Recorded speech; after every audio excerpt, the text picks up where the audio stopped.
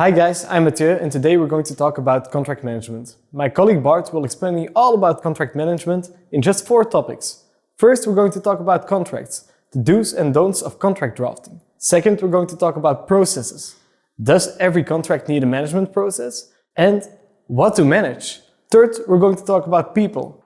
Who is going to manage my contract and what skills do I desire from that person? Last, we're going to talk about tools.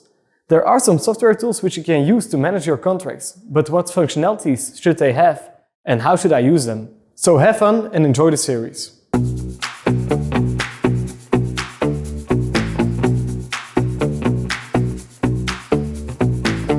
So let's start with number 1.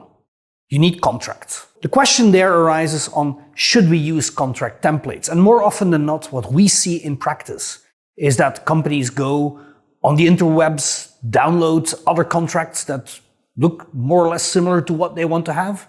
They start copy-pasting clauses. They don't really care about whether they really understand the concepts, the legal concepts behind them. And they use passive voice, because then it makes it look that it is drafted by a lawyer. So they have their standard contract, they have their template. And that is when they buy products or services.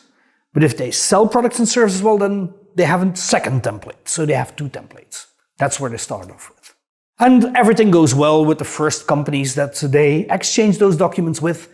And at some point, somebody starts asking questions because they don't understand the concept that you don't understand yourself, because they are looking into a text that they really don't see what sense it makes. There's superfluous documents in there. There's superfluous contracts and clauses in there. And moreover, they don't really understand which type of products or services that you are actually delivering. So you have a bundle of clauses where people raise questions. And then they say, well, you know what? It's probably too tedious to start off with your template. Let's give us our template. And let's start negotiating on that, because that will save time. Now, in practice, you will see this is a recipe for disaster. Nothing goes really much faster than that. So that's why we are not really fans of contract templates. What we're fans of and what we're trying to advocate is using certain standards on what you think are key for your business. What are the products and services that you sell? How do you deal with performance?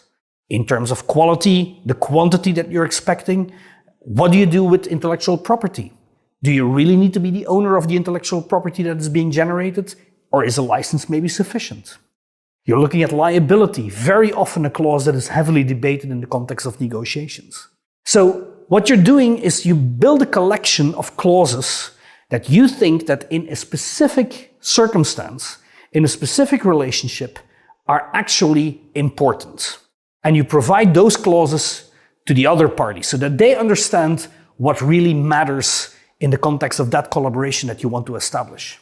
So you don't waste time in looking at clutter, at boilerplate clauses that make very little sense, and you focus straight to the heart of the matter.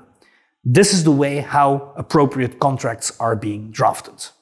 So that was what we had to say very briefly on topic number 1, contracts.